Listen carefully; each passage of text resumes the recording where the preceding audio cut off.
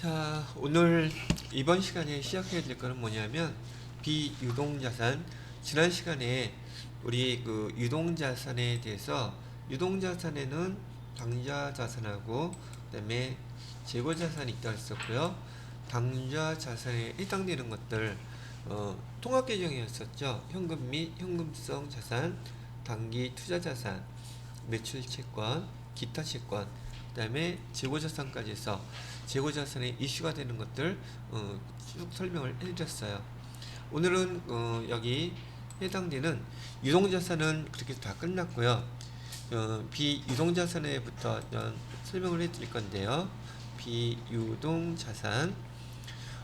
비유동자산에는 지금 보시는 바와 같이 투자자산, 유형자산, 그 다음에 무형자산, 여기 투자자산, 유형자산, 무형자산, 기타 비유형자산이 있다고 했는데, 이 투자자산에서 제일 대표적인 것은 투자부동산이 제일 대표적인 계정이에요. 투자부동산은 투자를 이제 예를 들어서 건물을 이거 한번 얘기한 적 있었나 모르겠네요. 자, 회사에서 건물을 취득했대요. 건물을 취득했는데 얘를 사용 목적으로 취득을 하게 되면 회계 담당자는 얘를 기록할 때 계정 건물이라고 기록을 해야지 돼요. 반면에 사용 목적이 아니라 얘를 갖다가 투자 목적으로 만약에 건물을 회사에서 샀다 그러면 여기서 지금 얘기했던 것처럼 투자 부동산이라고 기록하셔야지 되고요. 얘를 갖다가 만약에 판매 목적으로 샀대요. 판매 목적으로 샀던 것은 재고자산이거든요. 그래서 재고자산의 상품 계정으로 이렇게 기록해야 된단 말이죠. 얘기했었죠.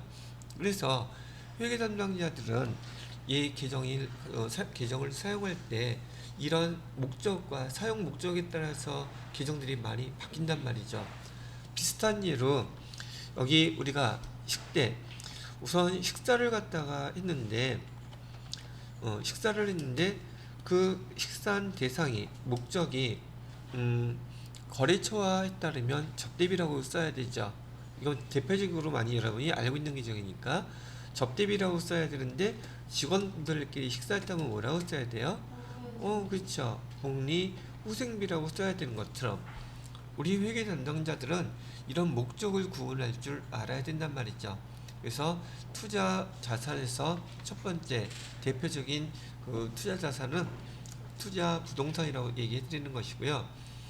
투자 자산은 앞에서 우리 배웠을 때 투자 자산 있었잖아요. 근데 앞에 뭐가 붙어 있었어요?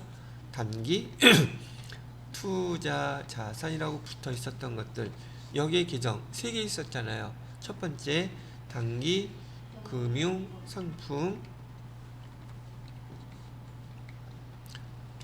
두 번째는요 그렇지, 단기 매매 증권, 세 번째는 단기 대여금.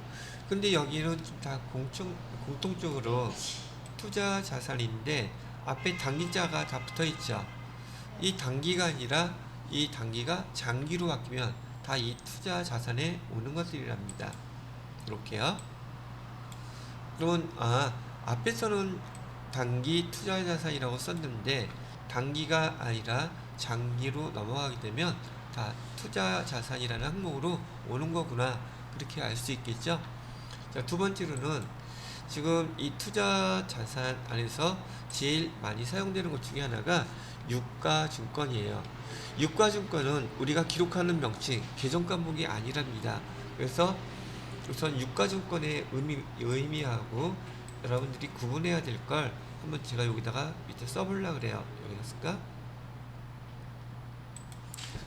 자, 일반적으로요, 금융이나 경제에서 우리 유가증권은 이거 계정 과목, 즉 회계 담당자들이 쓰는 계정 과목은 아니라 그랬어요. 구분할 때요, 여기 지분증권하고요, 또 하나는 여기 채무증권, 두 가지로 구분해요. 채무증권, 증권이란 용어는 여러 번 설명해 드렸었죠. 여기 채무증권은 우리가 얘기하는 채권을 얘기하는 것이고요. 여기 채권에는 흔하게 국채, 그다음에 공채, 그다음에 사채 이런 거 있다 그랬었죠. 여기 지분증권에는 우리가 얘기하는 주식이에요. 지금 제가 써드리는 이런 항목들도 우리가 직접적으로 회계에서 사용하는 용어는 아니에요. 즉 기록하는 용어는 아니란 얘기고, 기록하는 용어가 아니라는 뜻은 계정 과목이 아니란 뜻이에요. 근데 분류하는 방법이 이렇게 분류를 하고 있으니까 분류하는 걸로 기억을 해 두시라고 얘기하는 거죠. 근데 이렇게 유가증권을 나누는데, 그러면 우리 회계 담당자들이 기록하는 용어는 어떤 게 있는데요? 첫 번째, 단기 매매 증권이라는 용어는 우리 계정 과목이에요. 목적은 단기 시세 차익 목적으로 타 회사의 주식을 취득했을 때, 그때 앞에서 우리 단기 투자자산 배울 때 제가 단기 매매 증권 설명했던 적 있었죠. 자, 그 다음에 두 번째로는 매도 가능 증권이라는 용어를 써요. 매도 가능 증권은 보편적으로 여러분 교재에서 또는 자격시험에서 얘기할 때 장기 투자 목적이라는 용어를 씁니다. 장기 투자 목적으로 타 회사의 주식을 사갖고 왔을 때 쓰는 용어란 얘기예요. 자, 그 다음에 또 뭐도 있느냐면 만기 보유 증권. 지금 제가 써드리는 이 계정들은요, 여러분이 그 회계 프로그램 앞으로 사용할 때 계정 과목이 다 벌써 등록되어 있는 우리 회계 담당자들이 쓰는 계정 과목이라는 걸 알아두셔야 된다는 얘기죠. 자, 그 다음에 만기 보유 증권은요, 만기 보유 증권은 말 그대로 만기까지 보유할 증권, 그걸 갖다가 말하는 것이고, 마지막으로 네 번째는 지분법 적용 투자 증권이라는 용어를 사용해요. 지분법 적용 투자 증권은요, 타 회사를 지배할 목적으로 타 회사의 주식을 취득했을 때 그때 쓰는 용어고요. 지분법 적용 투자 증권은 타 회사를 지배할 목적인데 얼마만큼을 사야 되는데요, 그 회사의 지분 20% 이상을 취득했을 때 그때 우리 회계 담당자가 기록하는 용어예요. 근데 여러분들한테는 해당 사항 없기 때문에 그냥 지분법 적용 투자증권이 어떤 거란 의미를 갖고 있다는 것만 알아두시면 돼요. 왜? 시험범위에서 이 지분법 적용 투자증권은 여러분 시험범위에 들어가지 않습니다. 그럼 여기 밑에 써드렸던 이 네 가지 계정이 우리 회계 담당자들이 적어야 할, 사용해야 될 용어들, 계정들이라고 알아두시면 된다는 얘기죠. 자, 근데 시험 문제 이론에서 이렇게 물어봅니다.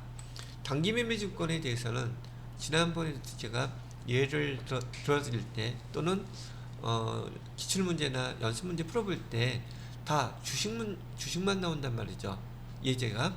그러나 단기 매매 증권에는 타회사의 주식인 주식도 있고요, 그 다음에 타회사의 채권도 여기 단기 매매 증권이라고 얼마든지 쓸 수 있다는 얘기죠.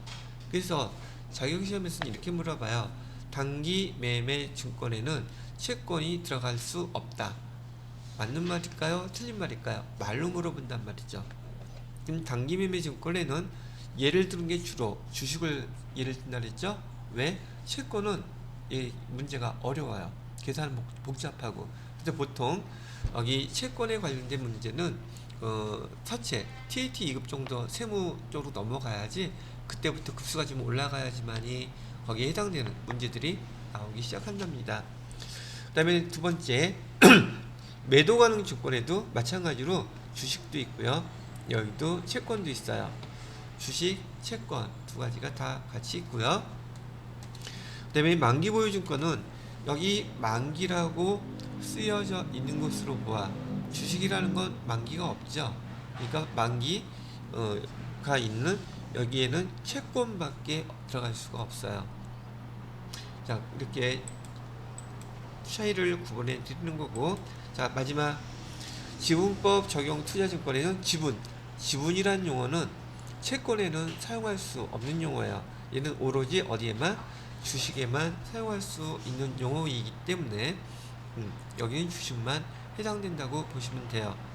자, 여기서 단기 매매증권, 만기 보유증권, 지분법 적용 투자증권 이 세 가지들은 취득할 때 다 목적이 있어요. 목적이 있는데 여기 매도 가능 증권 같은 경우에는 어떤 경우에서 보면은 목적이 별로 없이 목적 없이 사는 경우, 이것도 저것도 아닌 경우 그때 매도 가능 증권이라고 기록합니다. 하나 더 공통적인 건 뭐냐면 단기 매매 증권이라고 기록하던 매도 가능 증권이라고 기록하던 만기 보유 증권이라고 기록하던 무엇을 기록하든 간에 반드시 그 목적, 처음에 취득할 때 의도가 뭐냐에 따라서 기록하는 것이지 얘를 갖다가 수시로 막 바꿔서 쓸 수 없다는 얘기예요.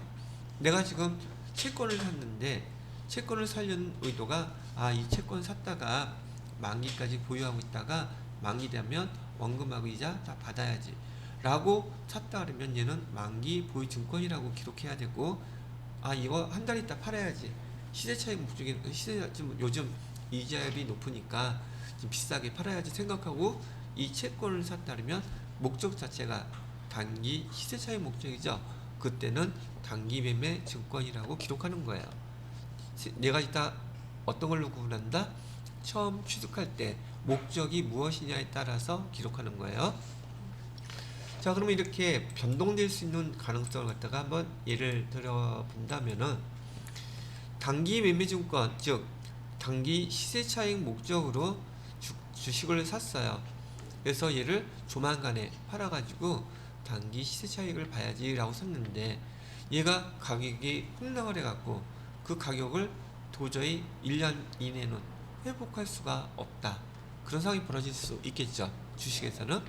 그럴 때는 기업회계 기준에서 목적 자체가 단기 시세차익 목적으로 샀는데 이렇게 가격이 폭락해서 1년 이내에 그 금액을 회복하기가 어렵다고 판단되는 객관적인 상황이 있으면 걔는 단기 매매 증권 처음에 시세차익을 목적으로 샀다 할지라도 반드시 뭘로 바꿔줘야 된다? 매도 가능 증권이라는 계정으로 걔는 바꿔줘야 돼요. 얘는 단기간에 그 돈 다시 회수할 수가 없기 때문에 이해되겠죠? 자, 그래서 단기 매매 증권을 그런 상황일 때 매도 가능 증권이라고 기록할 수 있다고 얘기를 지금 해주고 있고, 기록하라고 할 수가 있다가 아니라 기록해야 돼요.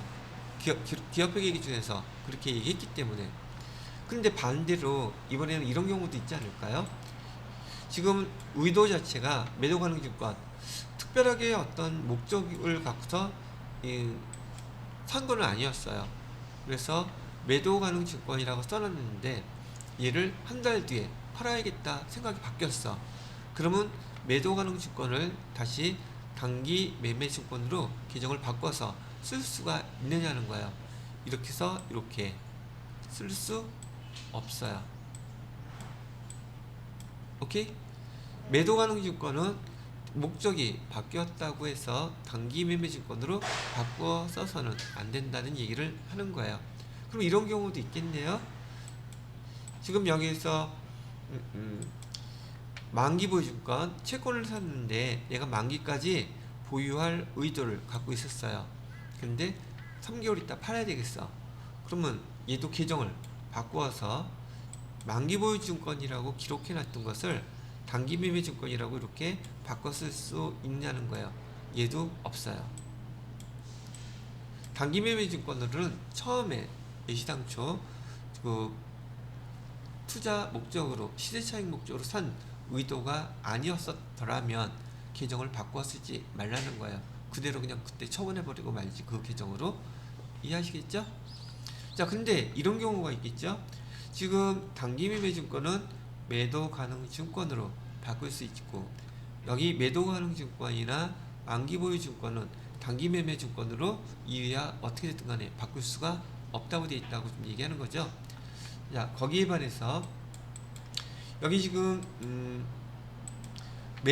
그러면 매도 가능 증권 특별한 목적 없이 샀는데 채권이었었는데 얘를 만기 보유 증권으로 이렇게 바꿔 쓸 수가 있나요?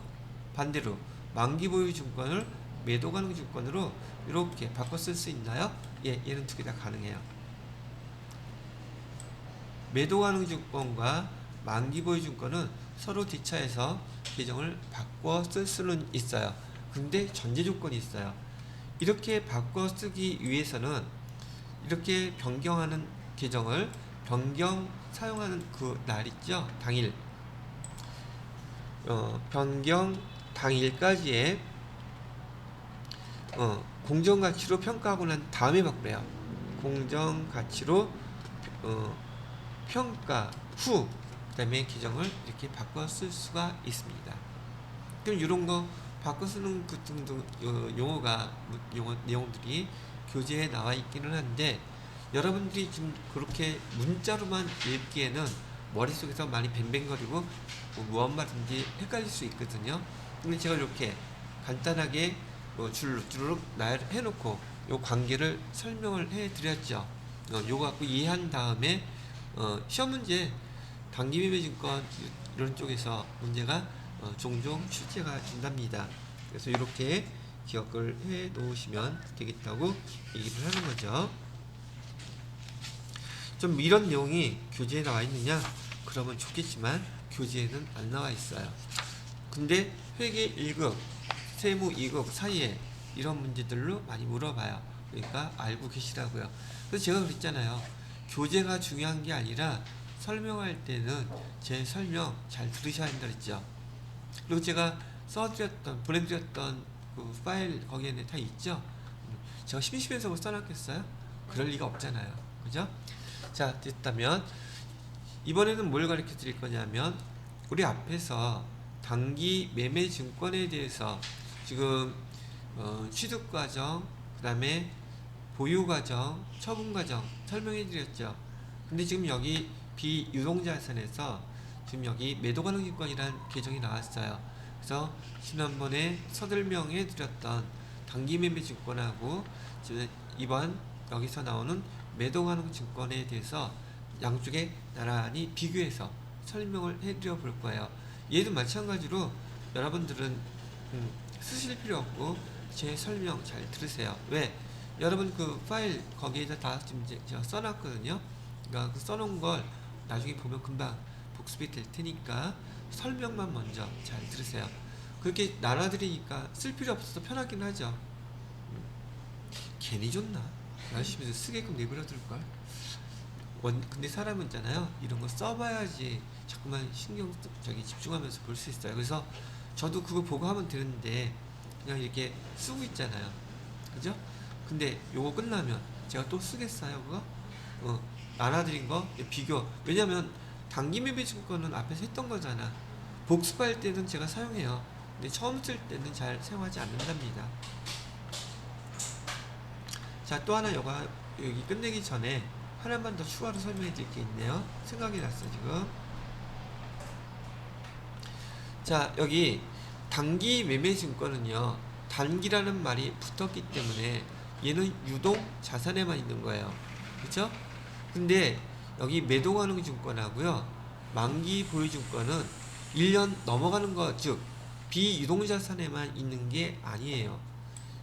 매도 가능 증권도 만기 보유 증권도 유동 자산에도 있고 비유동 자산에도 있어요. 두 개 다. 그래서 이제 나중에 여기 여러분이 회계 프로그램 사용하시다 보면은 매도 가능 증권 계정을 지어야 하게 되잖아요. 그럼 두 개가 나와요. 위에 거, 아래 거. 위에 거는 유동 자산이고요. 밑에 있는 거는 비유동 자산이에요. 똑같은 건데 한글로는 똑같아요. 그 다음에 만기 보유 증권도 계정 찾아보게 되면 두 개가 나올 거거든요. 위에 거는 뭐? 유동. 밑에 거는 어디? 비유동. 즉 여기서 얘기하는 매도 가능 증권과 만기 보유 증권, 얘는 유동에도 있고 비유동에도 있는데 주로 유동이다, 비유동이다.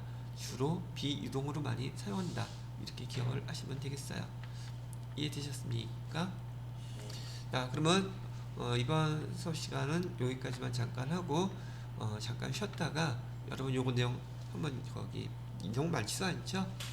여기 59페이지 보면 투자자산에서 장기성 예금, 장기 금융상품, 특정 현금과 예금 써있죠. 천천히 한번 읽어보세요.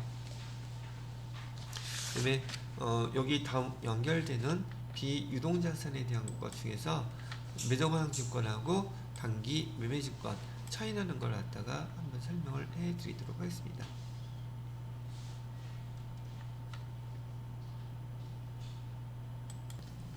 여러분들한테 그냥 이걸 시험 문제로 얘기한다면, 물론 제가 지금 적어드리는 것들은 대부분이 그래요. 여러분들한테 나눠드린 그 자체가 시험 문제에서 제일 많이 출제되는 것들, 어떤 형태든 간에 포인트들을 잘 알아 놓으시라고 제가 정리해 드린 것이고요. 이것 자체도 시험 문제예요. 다음 회사에서 건물을 취득하였는데요, 투자 목적으로 취득했을 때 뭐라고 적어야 돼요? 라고 보기 4개 주면 시험 문제가 되잖아요. 그죠? 그 다음에 건물을 갖다가 판매 목적으로 샀어? 근데 계정에 판매 목적이 재고자산이라는 걸 모르면은 재고자산이라고 쓰라는 게 아니라, 재고자산 안에 그 재고자산의 종류가 여러 가지 있었죠? 상품, 제품, 제공품, 원재료, 그 계정 중에서 여기에 맞는 거를 써야 된다는 얘기고, 건물을 상품 판매 목적으로 사요? 어떤 회사겠어요? 부동산 회사예요. 부동산 회사인 경우에는 당연히 그 토지나 건물들이 상품이기 때문에 걔네들을 상품이라고 기록한답니다. 이해되시겠죠? 자, 그 다음에 요거는 난이도가 조금 있는 내용의 문제가 될 거란 얘기죠. 요 유가증권의 구분은 지금 시험 문제로 나온다기보다도 그냥 사용되는, 여러분한테 교재에서 설명할 때 그때 쓰이는 용어들이니까 그냥 한번 알아두라고 얘기해 드린 거고요. 자, 그렇다면 그 다음 파트, 여기 투자 자산에서 여러분이 자격시험과 관련돼서 잘 사용하는 거, 실무에서는 잘 사용되지 않아요. 실무에서 회사에서 사용하는 경우는 거의 극히 드물다고 보고, 자격시험 문제용으로 구분해 드리는 거니까 시험 문제에서는 앞으로도 줄기차게 급수 불문하고 많이 나올 거예요. 자, 그러면은 이것도 설명 잘 들으시라고 얘기했어요. 단기 매매 증권인 경우에 우리는 이를 취득했을 때 자료를 기록할 수 있어야 돼요. 우선 여기 시가 얼마 주고 산 타회사 주식이라고 얘기를 해야 되겠죠? 용어 하나하나 다 여러분이 이해를 하면서 봐야 되니까, 타회사의 주식을 단기 시세 차익 목적으로 취득을 했다고 얘기를 하고요. 보통 시험 문제에서는 예를 들어서 주식회사, 여기 주식회사 뭘로 할까? 빛나리라고 하고요. 한 주 많이 할 필요 없고요. 그 다음에 시가를 가르쳐줘요. 시가는 지금 현재 7,000원짜리로 할까? 여러분 나눠드렸던 거에 얘가 7,000원짜리로 되어 있죠? 7,000원짜리고, 그 다음에 수수료, 주식 거래를 하게 되면 보편적으로 수수료가 발생해요. 수수료는 500원이라고 얘기를 하겠고요. 그 다음에 주식을 거래할 때는 보편적으로 액면가액하고 시가, 공정가치, 이 두 가지를 같이 가르쳐 준단 말이에요. 근데 여기 단기매매 증권은 목적 자체가 시세차익 목적이기 때문에 우리한테 여기 액면가액이라고 주어진 자료는 필요가 없다 그랬죠. 아예 생각을 하지 마세요. 그래서 여기다가는 제가 파란 줄로 액면가액은 생각하지 않는다. 왜? 목적 자체가 시세차익 목적이므로 우리 액면가액은 여기서 사용되지 않아요. 그러면 이거를 갖다가 현금 주고 샀다고 가정을 했을 때, 여러분이 회계 담당자라면 어떻게 기록을 해야 되겠습니까? 이게 이제 시험 문제란 말이죠. 차변에다가는 지금 단기 매매 증권을 샀죠? 시세차익 목적이라 했으니까 여러분들한테 단기 매매 증권이라고 용어 쓰라는 얘기를 가르쳐 준 거예요. 얼마짜리 샀어요? 7,000원짜리 샀죠? 예, 7,000원 이렇게 쓰시고요. 단기 매매 증권을 살 때 취득과 관련돼서 부대비용은 원래 취득하는 자산 안에 포함시키라고 했지만, 유독 뭐만? 얘만이에요. 유일한 거예요. 유일하게 얘만 계정 뭐라고 쓰라? 수수료 비용이라고 쓰고 500원 이렇게 별도로 꼭 기록해 주세요 라고 얘기했었죠. 그 다음에 대변에다가는 뭐라고 써요? 대변에다가는 다 현금 주고 샀다고 가정을 하는 거죠. 그래서 7,500원 이렇게 쓰라고 했었죠. 여기서 기억하셔야 될 거, 지난번에 설명해 드렸던 것처럼 요 수수료 비용은 유일하게 여기에서만 적용되는 거기 때문에 꼭 기억해 두시고요. 얘는 영업과 관련이 있다고 했어요? 없다고 했어요? 이 수수료 비용은요, 단기매매증권을 거래하는 것은 이 회사의 주 업종이 아니기 때문에 영업과 관련이 없는 영업 외 비용이에요. 그것도 시험 문제에서 이제 많이 물어볼 거예요. 그래서 여기 수수료 비용은 영업과 관련이 없는 영업 외 비용이라는 것도 기억해 주세요 라고 얘기해 드렸고요. 자, 그런 다음에 얘를 갖다 취득과정은 알았으니 그 다음에는 뭐가 필요하다 그랬어요? 보유과정. 이 보유과정은 회사가 12월 31일까지 아직 매각 판매는 안 하고 그냥 갖고 있는 경우에요. 근데 이때 시가가 얼마냐면은 10,000원이라고 가정했으면 지금 우리가 처음에 샀을 때는 7,000원 주고 샀는데 현재 공정가치가 써놓을까요? 공정가치, 즉 팔았을 때 10,000원을 받을 수 있다는 뜻이에요. 그러나 아직 팔지는 않았다는 뜻이죠. 그때 회계 담당자인 여러분들은 어떻게 기록을 해야 되겠습니까? 라고 물어본다 그러면은 처변에 단기 매매 증권의 값이 얼마가 더 증가했어요? 단기 매매 증권의 값은 지금 3,000원이 더 증가했죠. 증가한 만큼 또는 감소한 만큼 얘는 자산이 증가했기 때문에 단기 매매 증권 3,000원 이렇게 써주시면 되겠고요. 그 다음에 대변에다가는 뭐라고 써요? 얘 평가한 거라고 그랬었죠. 단기 매매 증권 평가라고 쓰셔야 돼요. 평가 이익해서 얼마? 3,000원 이렇게 써주시면 돼요. 근데 여기 단기 매매 증권 평가 이익, 얘도 영업과 관련이 없는 영업 외 수익이에요. 영업과 관련이 없는 영업 외 수익이라는 것도 참고로 알아두시면 되겠고요. 자, 그랬다가 그다음 마지막 처분 관계를 보시게 되면은 처분하는 상황에서는요, 처분할 때는 다음에 예를 들어서 1월 20일 날 얼마에 팔았냐면 지금 이때 공정가치가 15,000원이래요. 그러면 얘도 공정가치가 15,000원짜리인데 얘를 팔았다는 얘기죠. 현금 받고 팔았다고 가정을 할게요. 차변에다가는 현금이 들어오겠죠. 현금 얼마가? 15,000원 팔면 15,000원이라면서 15,000원이고, 대변에다가는 지금 우리가 팔았을 때 단기 매매 증권은 얼마짜리예요? 지금 12월 31일 날 평가한 것이 우리가 갖고 있는 단기 매매 증권의 값이라고 알고 계셔야 돼요. 처음에 샀을 때 7,000원, 얘는 잊어버려야 돼요. 언제 평가한 거? 12월 31일 날 기말에 평가한 단기 매매 증권의 값이 우리의 지금 단기 매매 증권의 값이란 뜻이죠. 그러면 이 10,000원짜리를 팔았으니 단기 매매 증권은 당연히 여기 대변에 얼마가 와요? 10,000원 이렇게 와야 되겠죠. 그리고 차변과 대변의 합계 금액이 얼마가 차이가 났어요? 5,000원 차이 났죠?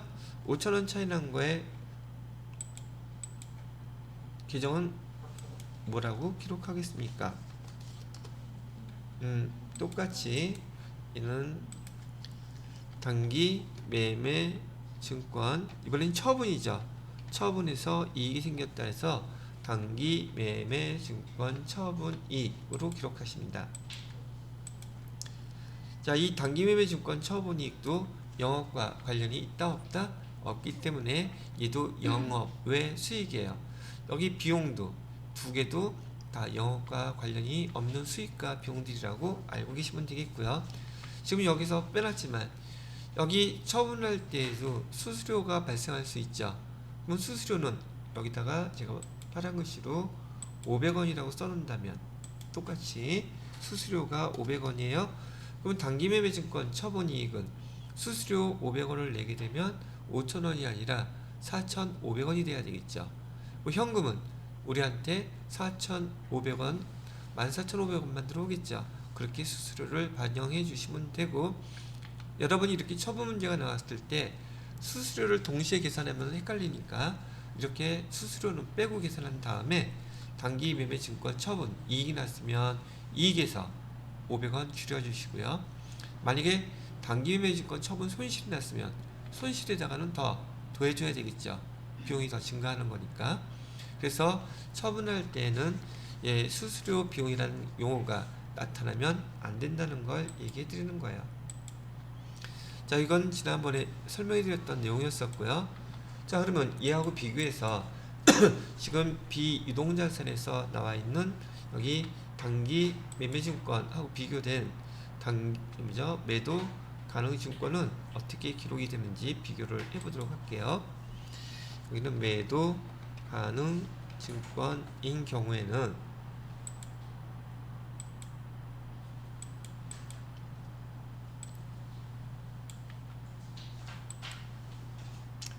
자, 상황은 똑같다고 가정을 할게요. 여기 취득 시에 취득할 때 얘도 타회사 이익은 똑같아요. 타회사이고 얘는 단기 시세차익 목적이 아니라 장기 투자 목적이라는 용어로 많이 나온단 말이죠. 그 다음에 회사 이름은 똑같이 그냥 빛날이라고 쓰고요. 한주 똑같이 한주. 그 다음에 시가는 7,000원, 액면가액은 5,000원, 그 다음에 수수료 500원. 나머지 조건은 똑같죠.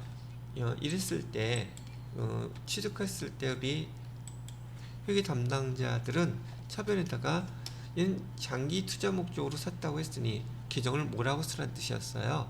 매도 가능 증권이라고 쓰라는 용어라고 의미라고 그랬었죠. 금액은 7,000원 똑같아요. 그런데 지금 여기 수수료 500원이 지금 발생했단 말이죠. 이 수수료 부대 비용이죠. 얘를 수수료를 별도로 쓰는 경우는 단기매매증권 유일하다 그랬죠. 그러니 매도가능증권은 수수료까지 포함해서 얼마짜리를 사게 되는 거예요? 7,500원짜리 사는 거가 된단 말이죠. 오케이? 대변에는 현금으로 다 7,500원 냈다고 치고요. 그럼 비교해 보니까 지금 처음에 취득할 때 차이가 벌써 하나 생겼죠. 단기매매증권은 7,000원이라고 기록을 해놨는데 지금 매도가능증권은 수수료까지 포함해서 지금 7,500원이 됐죠. 그럼 얘하고 얘가 벌써 차이가 났어요. 어디 과정에서? 취득 과정에서. 또 뭐가 기록하는 게 달라졌어요? 수수료 비용. 단기매매증권에서는 수수료 비용을 기록했지만 매도가능증권일 때는 다 포함시킨다. 이렇게 비교를 해놓으니까 이해하기가 쉽죠? 자, 그 다음에 취득과정 끝났어요. 끝나고 보유과정이라고 얘기를 해야 되겠죠.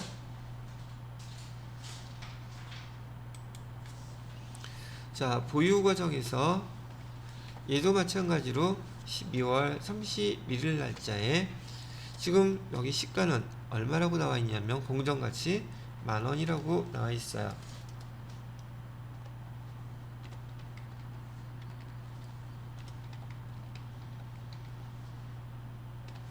만원이라고 나와 있고, 그러면 우리가 12월 30일 날 회계 담당자가 얘는 뭐라고 기록을 해줘야 될까? 그럴 때는 이렇게 기록해 주래요. 자, 우리가 처음에 샀을 때 매도가능증권 얼마 주고 샀어요? 기록되어 있는 거 보니까 7,500원 주고 샀죠. 근데 지금 10,000원이래요. 그럼 매도가능증권의 값은 얼마가 더 증가했습니까? 그쵸. 증권 올라간 것은 2,500원만 더 증가를 했어요. 대변에다가는 뭐라고 기록해요? 매도 가능 증권 평가 이익해서 얼마? 2,500원. 500원 이렇게 기록해 주면 돼요. 됐나요? 근데 여기 지금 여러분이 기록하신 이 매도가능증권 평가 이익 계정이 아주 무지막지하게 여러분이 지금 회계 1급과 2급에서 중요한 역할을 한단 말이죠. 왜냐하면 아까 여기서 단기매매증권인 경우에는 단기매매증권 평가 이익이나 단기매매증권 평가 처분 이익, 얘네들이 다 영업과 관련이 없는 손익계정, 영업 외 비용 이익 수익이었거든요. 즉 손익계정이라고 불러. 이거를 손익계정이었었어요. 손익계정에 그것도 영업 외. 근데 여기 매도가능증권의 평가이익이나 매도가능증권의 그 평가가자가 붙은 평가손실은요, 얘는 자본계정이에요. 자본계정이고, 아직 여러분 자본 다 안 배웠는데 하나 일단 예를 설명해 드리는 거예요. 자본계정에 보면 기타, 포괄, 손익, 누계액이라고 제가 지난번에 써드린 거 이거는 있었을 거예요. 누계액에 포함되어 있는 계정이랍니다. 그래서 중요한 것은 매도가능증권 평가에 대한 이익이나 평가 손실은 손익계정이 아니라 이익이나 손실이 붙었음에도 불구하고 얘는 자본계정이라는 거 까먹으면 안 돼요. 이해하시겠죠? 그래서 여기 매도가능증권 평가 이익이나 평가 손실은 자본계정에 기타 포괄 손익 누계액에 포함되어 있는 계정이라는 거 알고 계셔야 될 것이고요.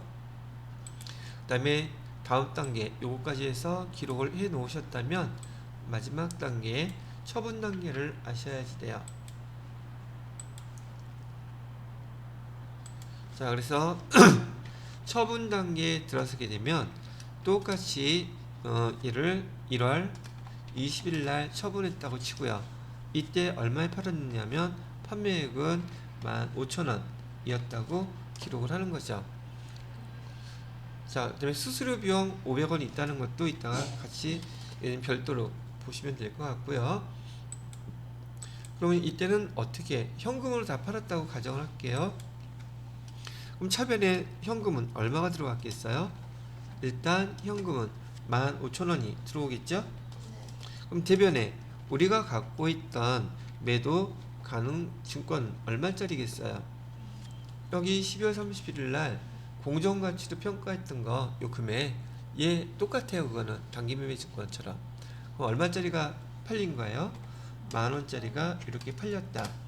자, 여기까지는 똑같은데 매도가능 증권에서는 이렇게 처분 또는 12월 31일 날 평가한 금액이 있다면 처분할 때는 단기매매증권 얘부터 반드시 먼저 상계 처리해서 없애야 돼요. 그러면 상계 처리라는 뜻은 여기 지금 12월 31일 날 매도가능증권 평가 이익이라 그랬죠. 그럼 이익은 차변으로 보내야지 상계가 돼요. 서로 없애준다는 뜻이거든요. 그러면 여기에 처분하는 도중이니까 여기다가 대변으로 뭐라고 쓰라는 얘기냐면 매도 가능 증권 평가 이 해서 얼마부터 없애주라는 얘기예요? 2,500원을 이렇게 없애주셔야 돼요. 2,500원에서 상계 처리해서 없애주어야 된다는 얘기죠. 그러면 차변과 이제 없애줬어요. 이렇게 해서 차변과 대변의 합계 금액이 얼마가 차이 나요?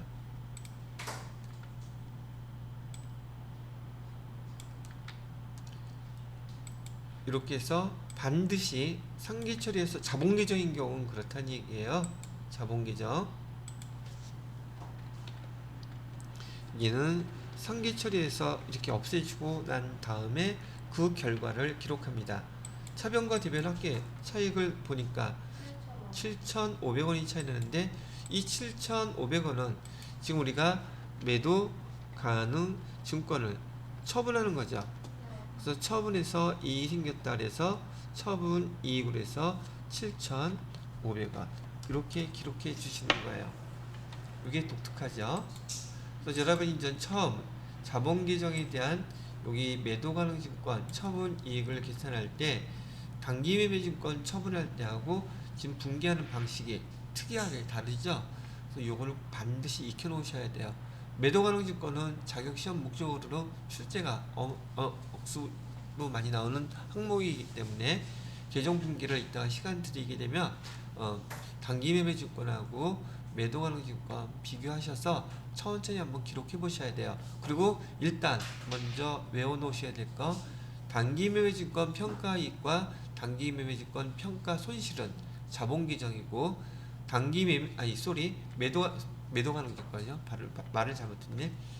매도 가능 증권 평가이익 평가 손실은 자본 계정이라는 걸 먼저 외워 놓으셔야 돼요.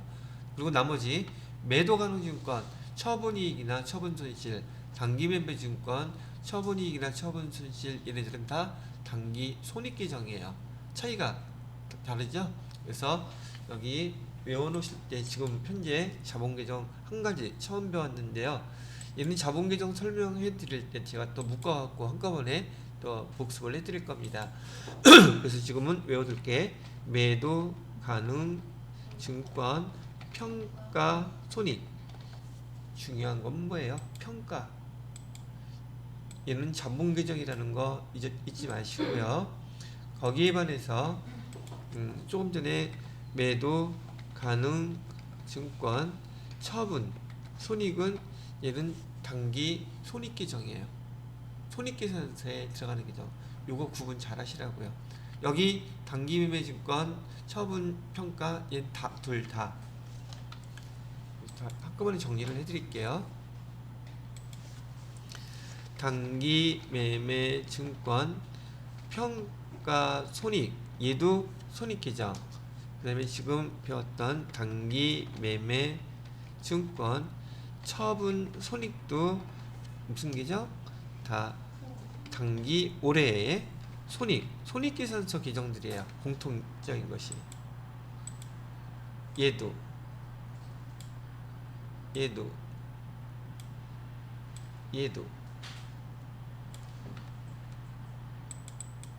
다 단기 손익계정들이라는 얘기죠. 근데 뭐만? 매도 가능 증권 평가 손익, 평가만 자본계정이라는 거 잘 기억해 주세요. 아시겠죠? 그래서 지금 여러분들한테 교재상으로는 59페이지에 투자자산만 설명을 해드렸는데요.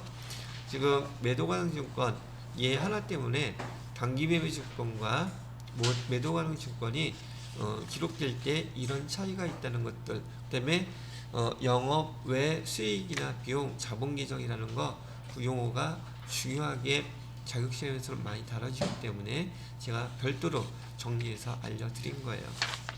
되셨나요? 오케이. 그러면 여기서는 이번 시간엔 투자자산 중에서 단기 매매 증권, 매도 가능 증권 전반적인 거 설명한 것으로 마무리하고요. 다음 파트는 유형자산인데요. 일단 유형자산은 요거 제가 마무리 짓고서 설명하도록 할게요.